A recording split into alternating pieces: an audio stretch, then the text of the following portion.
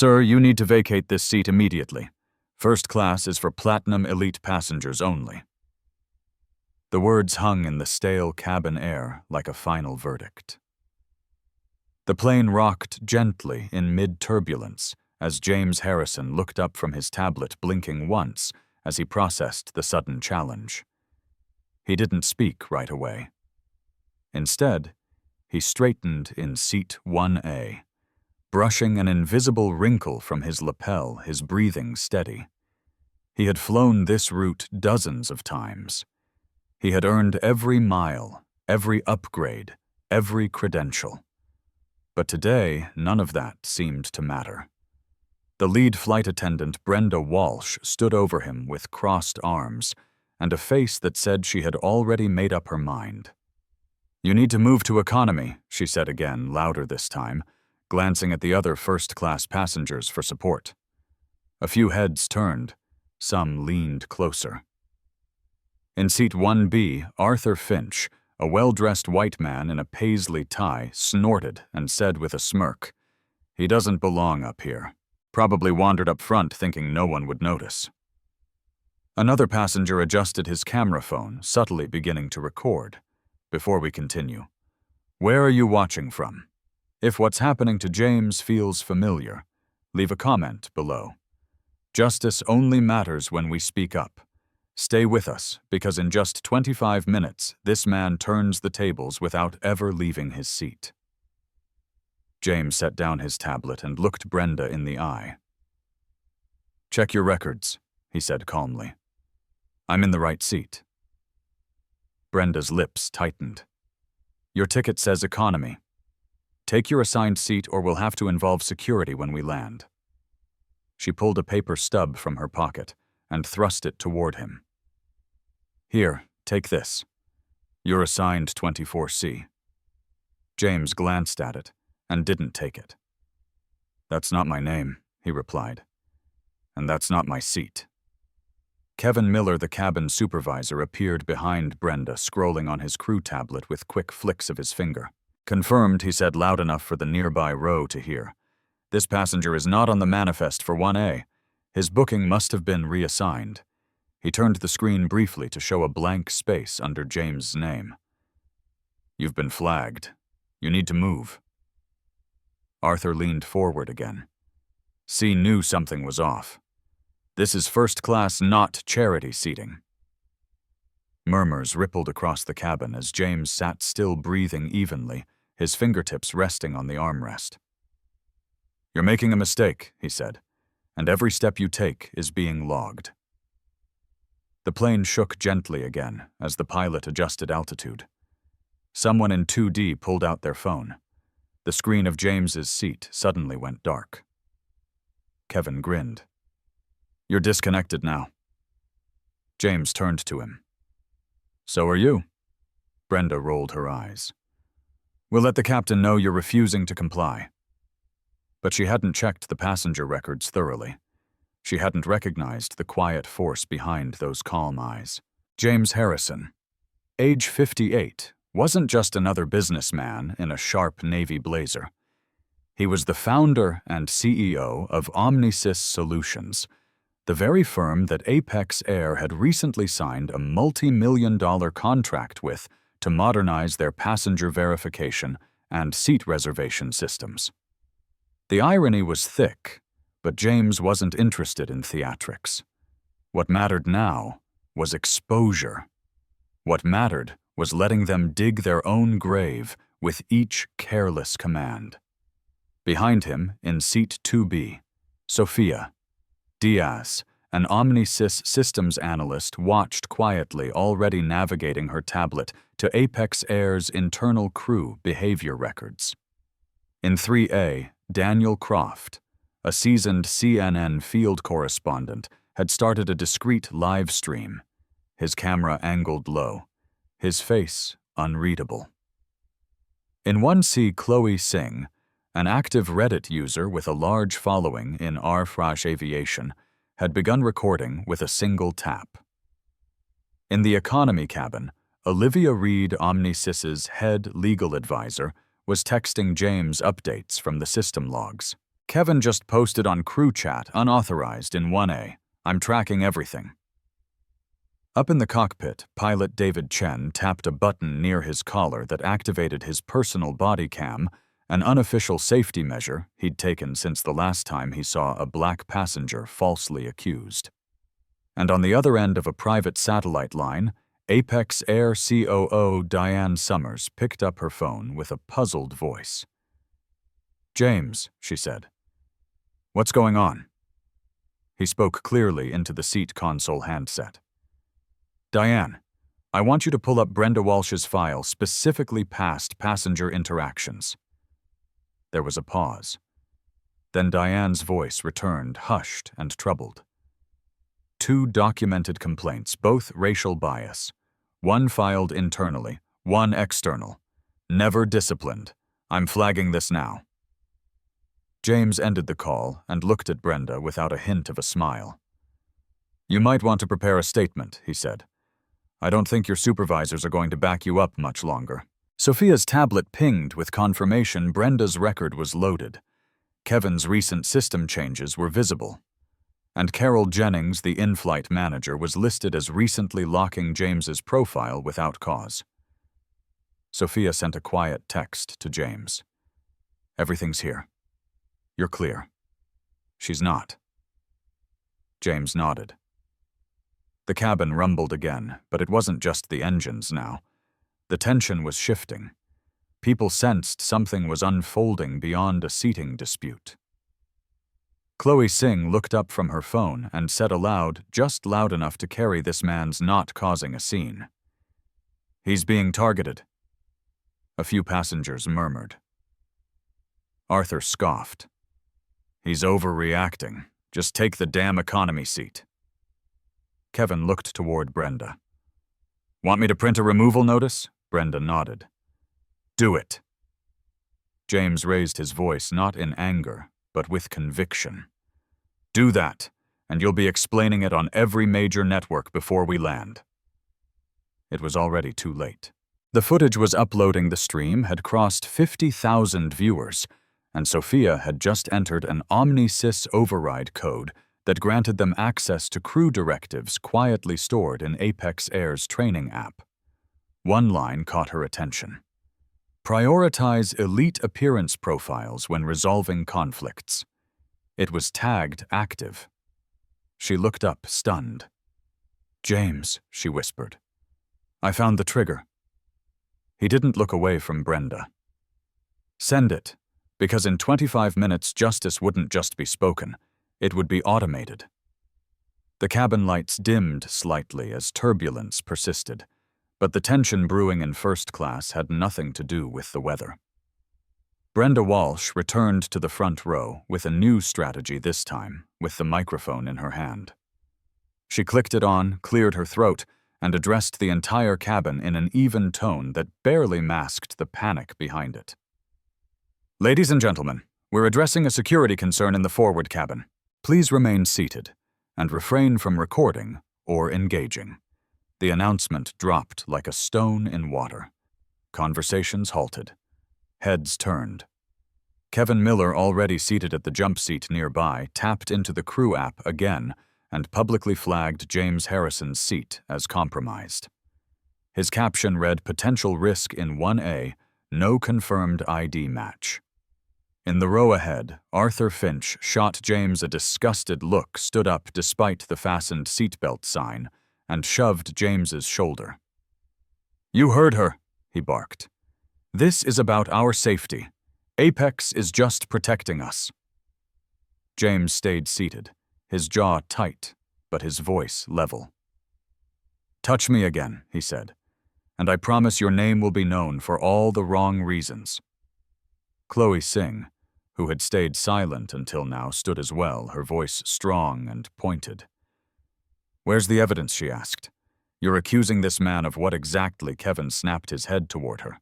"Ma'am, I need you to sit down immediately." Passengers, now visibly anxious from the turbulence and the rising tension, began to murmur louder. "Remove him," someone said. "Why are they letting this continue? Why is he resisting?" James looked straight ahead and spoke to no one in particular. "This is criminal slander." Brenda didn't flinch. She turned to Kevin and whispered something unintelligible. And moments later, Kevin tapped a new command into the app. James's reservation was now marked restricted. The screen at 1A blinked and shut down again. Kevin leaned in. "You're not staying here," he said coldly. "Your record's locked.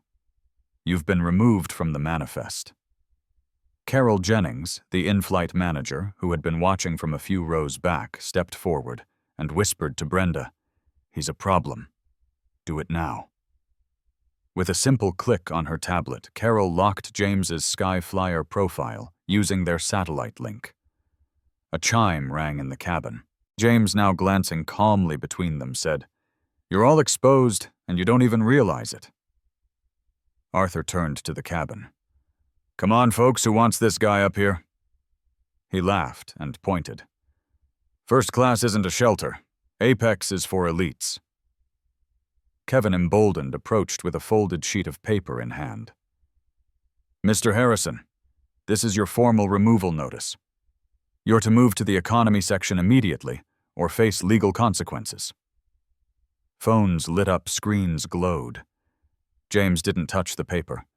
Instead, he glanced down at his smartwatch. "This is being documented," he said. "All of it." Then came a quiet moment of memory. James's mind clear.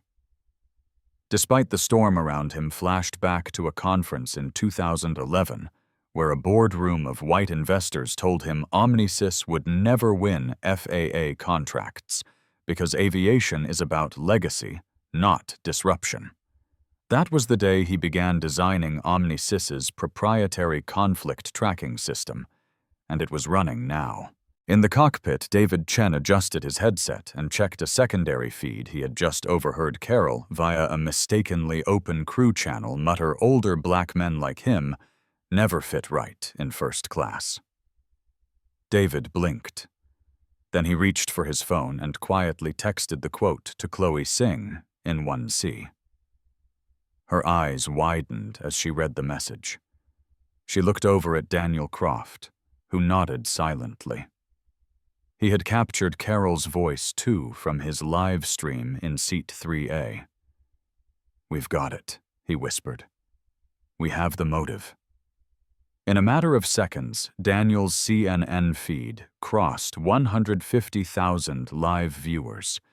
The headline beneath the video read, "Bias in the Sky, Apex Passenger Faces Allegations with No Proof." In her seat, Chloe was already typing.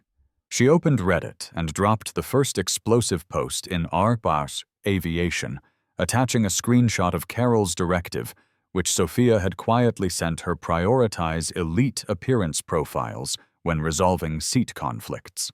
She wrote, "I'm on Apex Flight 227, black man in 1A being humiliated, no reason. Crew is lying. They have a protocol targeting passengers by looks. We have proof."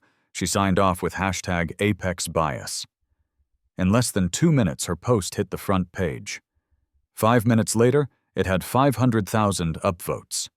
The comments section exploded, "Unreal, sue them, boycott Apex." Screenshots spread to Twitter and Facebook. Sophia, still silent, in 2B activated Omnisys's internal mirroring tool, capturing every input from the crew tablets in real time. She whispered to James, "The directive is active. I just found Carol's override code." James gave a slow nod, then adjusted the collar of his blazer. The murmurs in the cabin grew louder. Someone stood in the aisle. "You're not throwing him out," the man said. "This is wrong." Carol appeared again and began ordering passengers to sit, yelling phones down, all of them. "This is confidential." But no one listened. Screens lit up everywhere now. Daniel's CNN feed had crossed 300,000 live. NBC's onboard crew in 4A began setting up a proper camera. A child in 2C whispered, "Daddy, are they bullying that man?" Kevin's face was red. "That Reddit post is fake," he shouted. Carol gritted her teeth and turned to Brenda. "Confiscate the phones, I don't care how." But she didn't move. She had seen the same thing everyone else had. The entire cabin, first-class economy, and beyond was watching, and the world was watching with them. The air inside the first-class cabin had become thick with noise tension and digital heat. Carol Jennings, holding the intercom like a weapon, clicked it on and declared, for the safety of our passengers and crew, we are addressing a confirmed threat in the forward cabin. "Remain calm." Her voice was crisp, rehearsed the same way you'd expect a pre-recorded evacuation notice to sound. But everyone knew exactly who she meant. Arthur Finch, never one to miss a performance, stood up, snatched a drink coaster from the service tray, and flung it at James Harrison's chest with a sneer. "This seat's not yours. You were never supposed to be here," he said loud enough for every aisle to hear. The coaster bounced harmlessly off James's navy blazer, landing face down beside his tablet. James didn't move.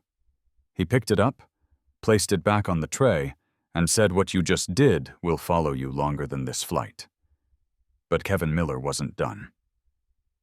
From the galley, he grinned, tapped a new command into the crew app, and said coldly, "You're officially erased." A quiet beep followed. James's name disappeared from the flight manifest entirely. Passengers gasped. One muttered, "Did he just wipe the guy out of the system?" Daniel Croft, still streaming from 3A, zoomed in on the app screen as it flashed red. NBC's onboard producer in 4A whispered into her mic, "We're staying on this. Do not cut." Brenda Walsh watched her face tightening as the consequences caught up with the lies. James looked up at Carol. "You've locked yourself into this and the door's closing," just behind James. Sophia Diaz tapped away furiously. "They've overwritten your profile," she whispered. "But I've already mirrored the code. We can flip this." In the distance, David Chen sent a silent cockpit transmission.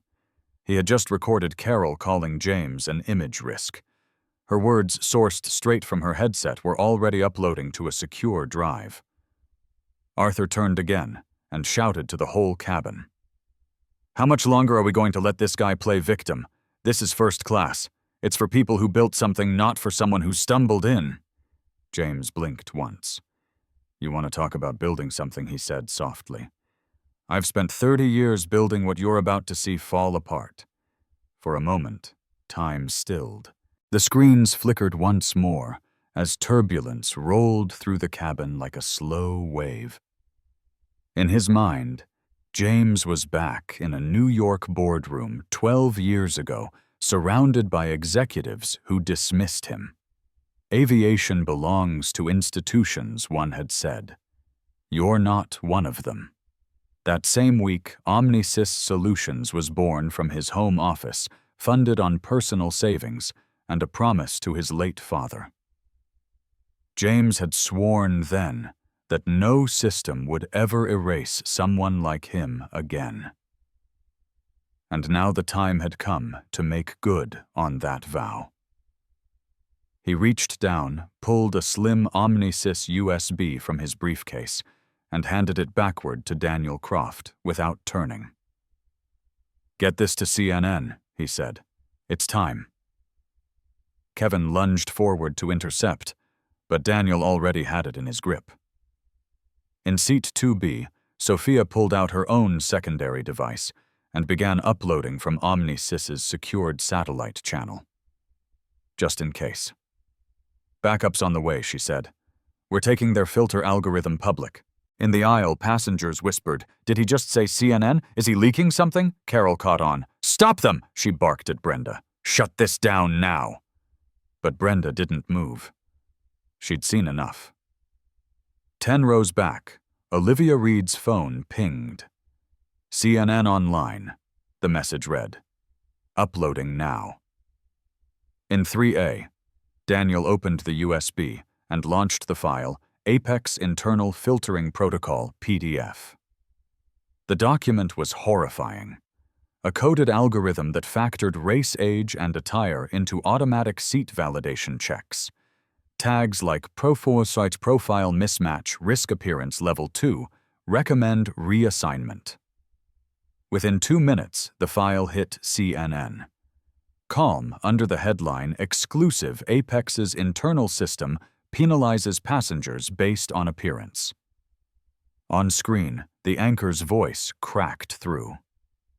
This just in: CNN has obtained verified documents showing Apex Airlines uses an internal algorithm to suppress seating rights for certain passengers. We're learning more about a man currently on board who may have triggered this by simply sitting in his assigned seat. Comments flooded in. This is outrageous. Systemic profiling on a plane, he warned them. Within 8 minutes, the page hit 10 million views. Sophia, still working in the seat behind James, piped the CNN stream directly into the cabin via the in-seat screens overriding the previous flight info.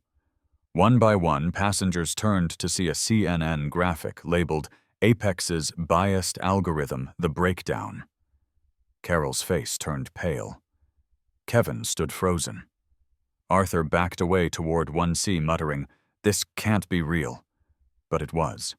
The numbers were real. The code was real. The system was exposed. NBC's camera turned its full attention to James, who hadn't moved from his seat in 1A. He picked up his tablet, refreshed the feed, and saw the headline for himself. A quiet vibration buzzed on his wrist. It was Olivia. Her message: DOJ just opened an investigation.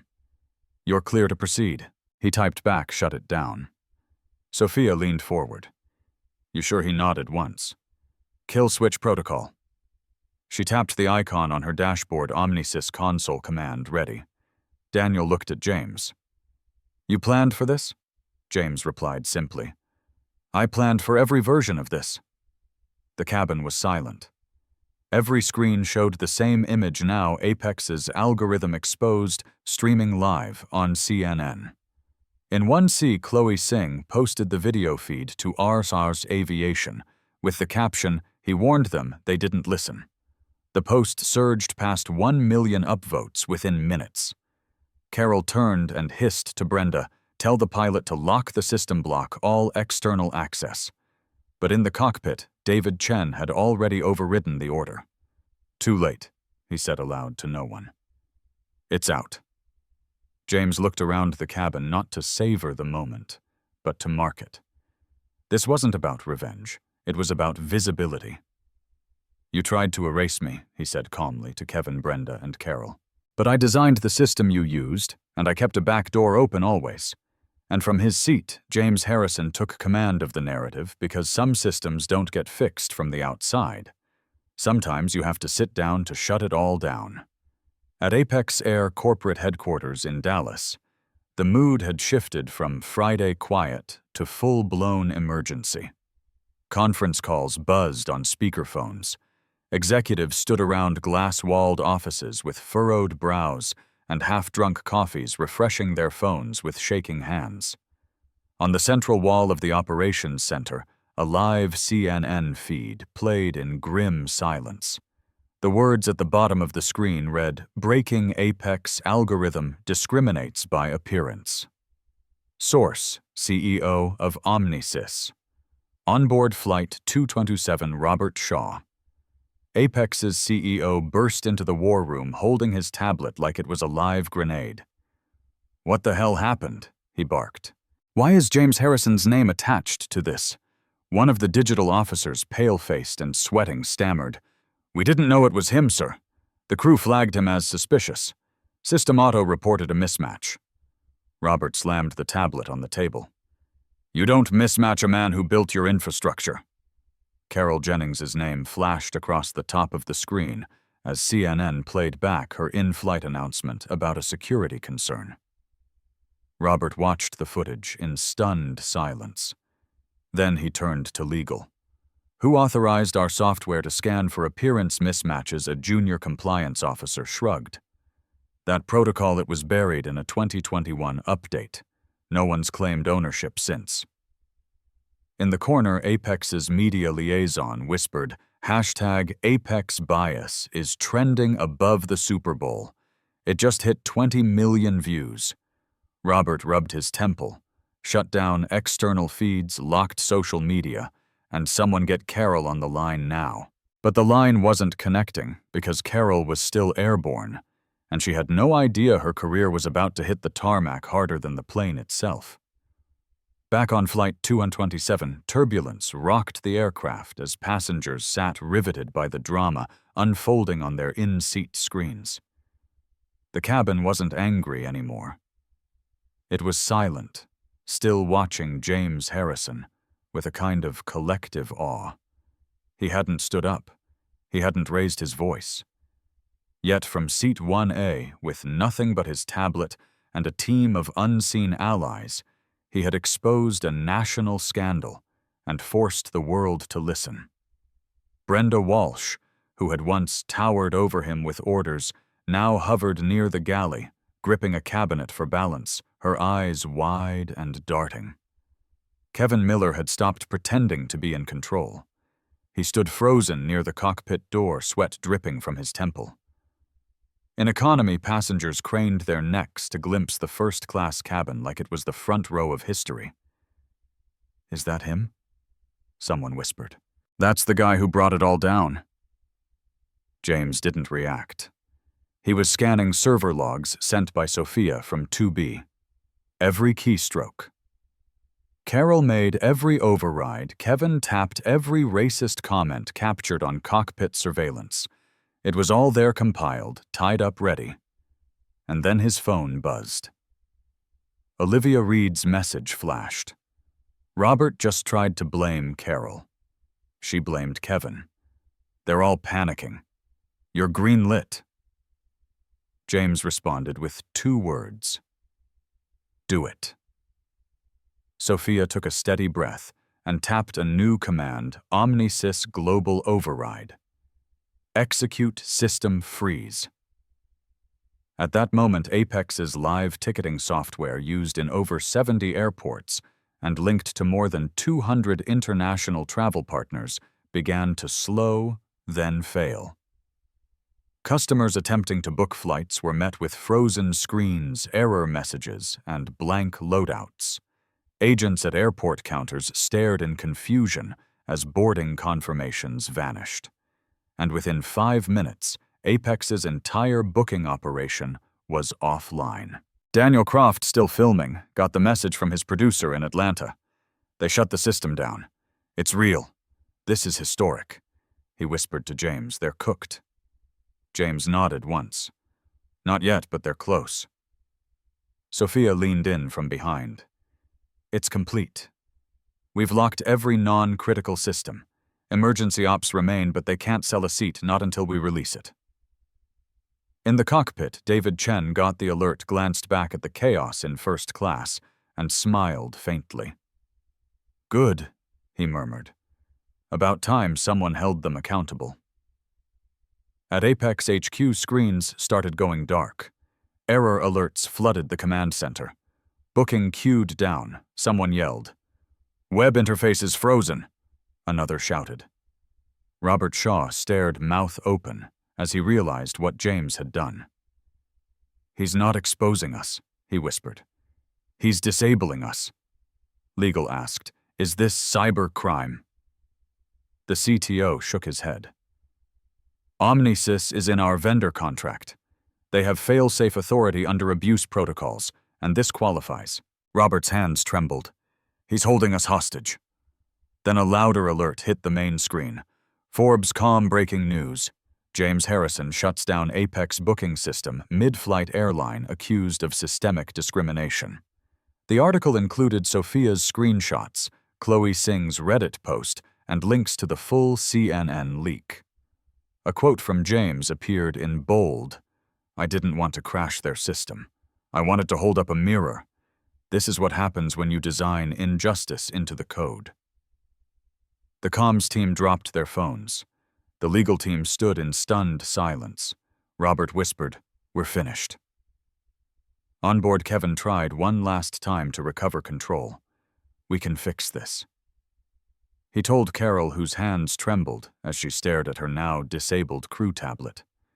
Maybe we can tell James it was a system glitch, but she didn't reply. Because her tablet had just rebooted with a new screen, one she hadn't seen before. It read, System Override initiated by OmniSys Command J. Harrison. Below it, a message pulsed, Terminate Access.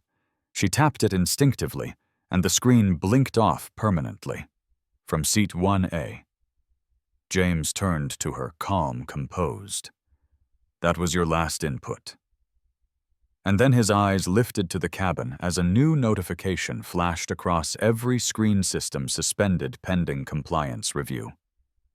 James picked up his tablet, typed a final line into the command log, and sent it to Olivia. Now we talk terms, she replied instantly. Forbes just hit 5 million shares. They're calling it a digital mutiny. You're trending worldwide. He set the tablet down and folded his hands. Around him, first-class passengers, once silent, complicit, indifferent, were now witnesses. No one reached for champagne. No one complained about service. They watched a man wronged in silence rewrite the rules mid-air. The plane flew on steady and smooth now, but for Apex Air, the ground had already begun to fall away. At cruising altitude, with the booking system suspended and CNN streaming live to every seat screen, the cabin of Flight 227 had gone quiet. Not the silence of fear, but of realization. First-class passengers who had once glared now sat still, their eyes pinned to the man in seat 1A, who hadn't raised his voice, hadn't moved an inch, and yet had brought an entire airline to its knees.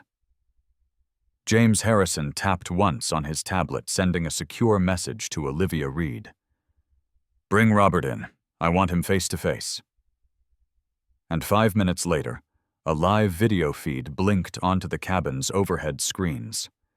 There, in a boardroom back in Dallas, stood Robert Shaw, tie loosened, face pale, flanked by 2 Apex attorneys and one visibly shaken PR rep. He cleared his throat. James, he began, his voice strained, we're asking you to restore the system. This has become a crisis beyond your personal case. James didn't blink. Your crisis began the moment your crew decided my presence was a threat. I'm here to resolve it, but I do so on my terms. Robert tried to recover. We're prepared to issue a formal apology and investigate the matter fully. James looked down at the list on his screen and read aloud without emotion. Fire. Brenda Walsh. Fire Kevin Miller. Fire Carol Jennings. Ban Arthur Finch from future flights. Acknowledge your algorithmic bias publicly. Then we talk about restoring your system. The attorneys murmured off-screen. Carol, watching the screen from the galley, staggered back a step, her face flushed. He can't do this, she whispered. But the crew tablets were still locked, still flashing James's override. They could do nothing but watch. Robert swallowed hard. We'll need a moment to confirm termination protocols. James raised one brow. You don't have a moment. Your booking loss is just past $14 million. Every minute is a mile deeper. Kevin's arms folded and jaw clenched. Shook his head. This is a setup. You people and your... He stopped himself, realizing too late the entire plane was listening. Daniel Croft's CNN stream was now echoing that moment to viewers across the country. Brenda tried to step forward. I didn't mean harm. I was just doing my job. But James turned to her, measured and cool. Your job was to serve, not to decide who deserves dignity. A tone sounded. Olivia's message appeared. Legal just authorized the terminations. They're doing it live, all 3. A new feed appeared on screen showing Apex's boardroom as 3 internal emails were projected on the wall, termination of Brenda Walsh, flight services termination of Kevin Miller. Cabin supervisor termination of Carol Jennings in-flight operations. One by one, the three were formally dismissed. Robert looked up, the weight in his voice unmistakable. "They're gone. We've done as you asked. Now please unlock the system." James didn't answer immediately. He turned to look at Brenda, who now stood hollow-eyed, clinging to the edge of the galley wall. Kevin's fists clenched. Carol, already seated in the rear, stared straight ahead, as if hearing nothing. Then James said quietly, "They're gone, but what they represented is not." Arthur Finch, still seated in 1B, leaned back and muttered under his breath. "This is absurd. They're letting you play judge-jury," James cut in. "Mr. Finch, you kicked a man's briefcase. You incited bias. You weaponized perception. And you will never fly Apex Air again." Robert nodded grimly on screen. "Your frequent flyer status is revoked permanently." Arthur stood furious and was promptly told by a flight attendant to return to his seat or risk arrest upon landing. He sat silent, smaller. Then came the moment no one expected. Robert looked up and asked, "Who are you, James?" The question wasn't rhetorical. It carried a kind of desperation, as if realizing too late that they'd underestimated the man in seat 1A. James closed his tablet, folded his hands, and spoke to the entire cabin, the airline board, and millions watching live. "I am James Harrison, CEO of Omnisys Solutions, former FAA Senior Systems Consultant Architect of 3 aviation security frameworks. The systems you rely on, I designed them. The back doors you didn't know about, I built those too. And when I boarded this flight, I didn't come here to wage war. I came here to observe. But what I saw couldn't be ignored." The silence that followed was heavy. Daniel's live stream jumped to 9 million viewers in less than 60 seconds. Chloe Singh's Reddit thread surged again as people clipped James's words into quote cards. "I didn't come to wage war. I came to observe." Robert sat back in his chair. "We had no idea." James replied, "That's the problem." And then, just as the moment reached its apex, came the final twist that would define the headlines. Olivia Reed posted a statement to TMZ, verified and timestamped. "FAA confirms James Harrison as former regulatory advisor for federal flight systems. Omnisys Solutions currently holds over 60% of market share in aviation algorithm licensing." Alongside it was a short video, a clip from 2016 of James speaking at a federal aviation conference. The greatest threat to safety, he'd said then, is not turbulence. It's arrogance dressed as policy. That clip alone hit 15 million views within an hour. Yet even with all his power, James didn't seek destruction. He turned to Kevin, who stood stiff in the corner. "You get one option: retraining. You'll enroll in Omnisys's bias reform program. And if you pass, you'll have a job. Not in first class, but in freight logistics, where you'll learn to handle weight without breaking people." Kevin's voice caught.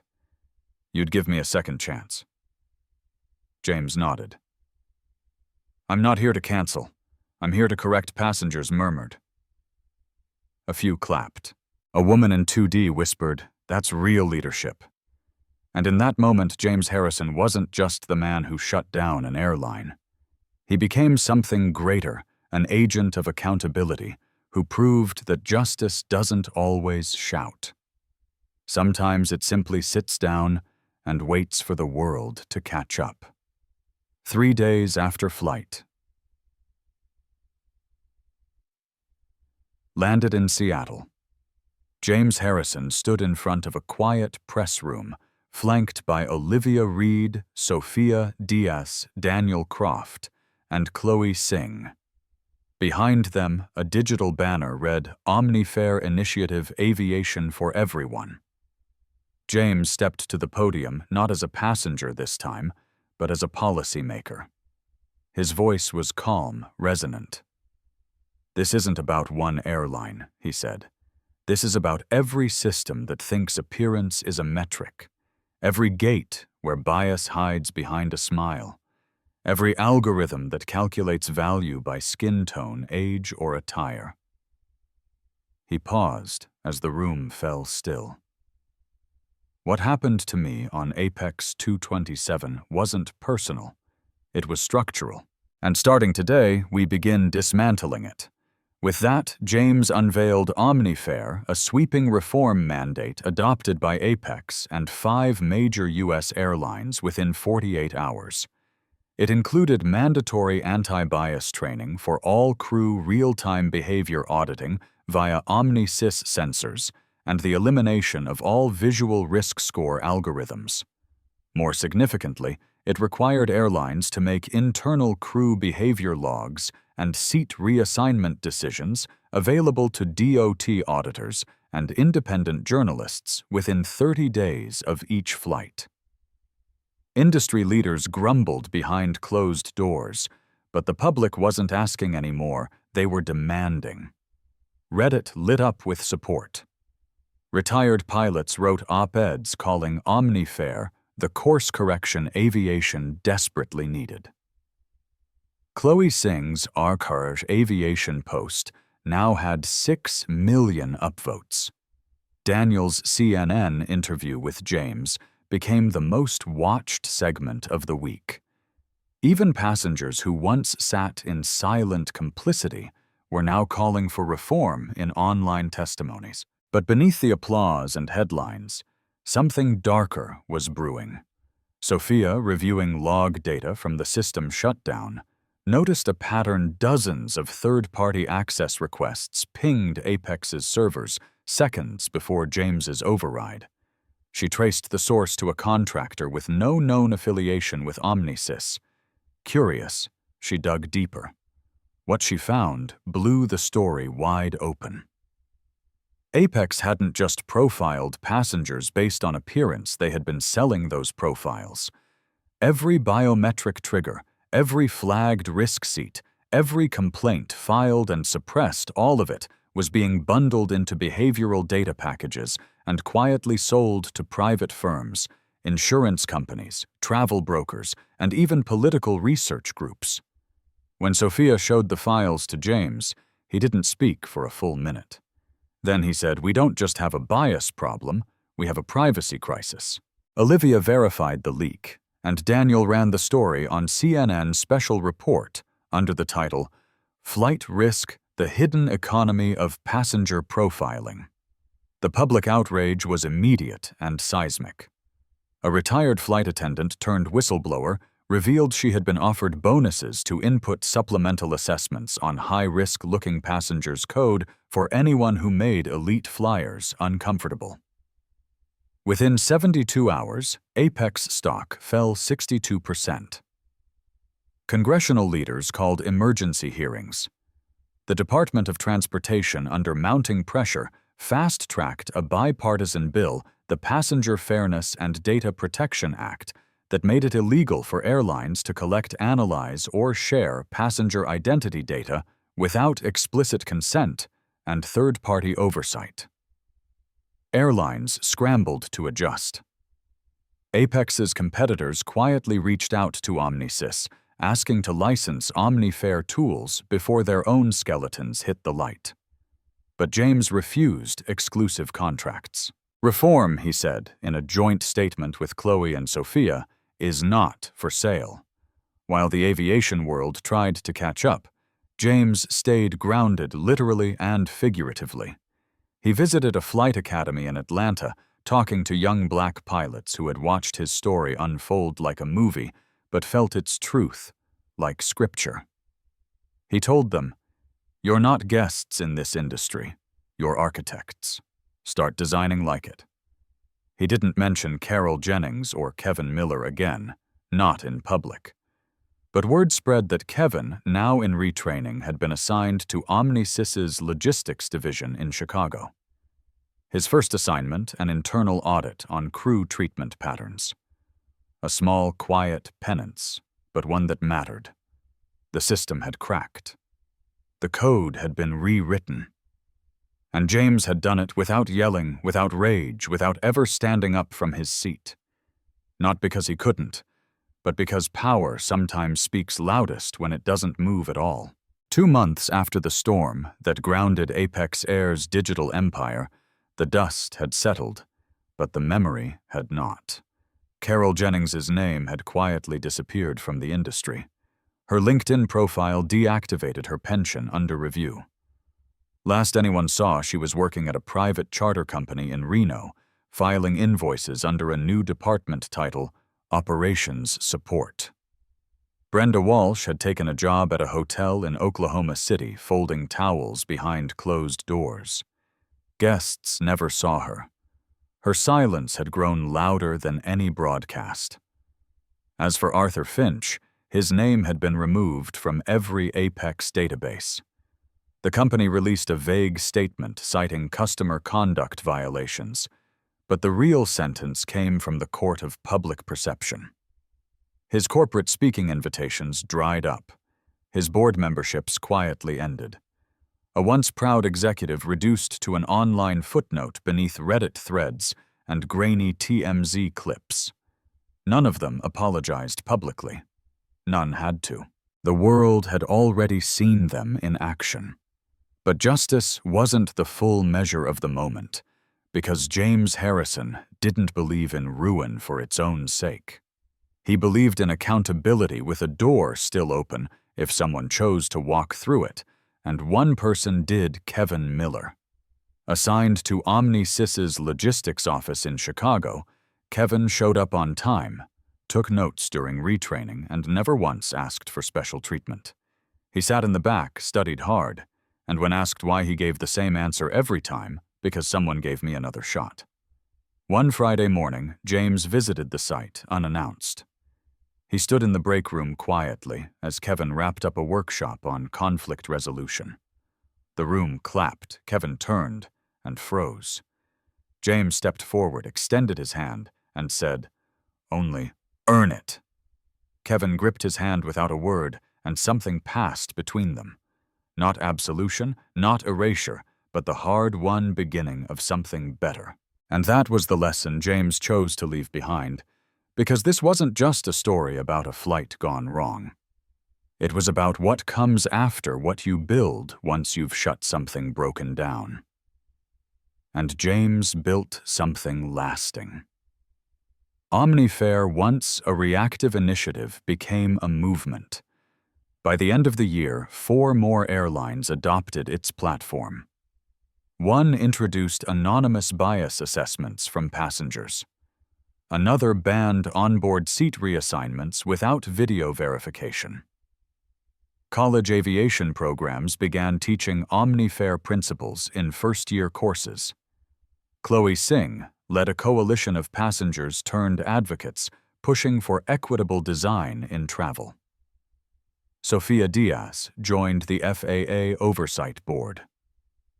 Daniel Croft's documentary Seat 1A. The Flight That Changed the Skies won a Peabody Award, and James. He returned to work quietly, without press, without tours. But one final twist remained, one the world wouldn't see until Christmas Day. That morning, passengers flying Apex again noticed something new on their boarding passes, a gold triangle beside their names, small, subtle. Below it, a line of text in fine print, equity verified. When asked, an Apex gate agent explained, it means your seat was assigned by human review, not algorithm. It's part of a new fairness audit we do. Travelers smiled, most nodded, some didn't even notice. But one woman older seated in 3A looked at the symbol, then turned to the man beside her. "Didn't that start with someone?" she asked. The man smiled. "Yeah, a guy in seat 1A. He didn't stand up, but he stood for everyone. James never spoke of that moment. He didn't need to. The skies had changed. The code had been rewritten. And somewhere far above the clouds, a man who had once been asked to leave his seat had claimed something far greater, his voice, his dignity, and a legacy that would never fly under the radar again.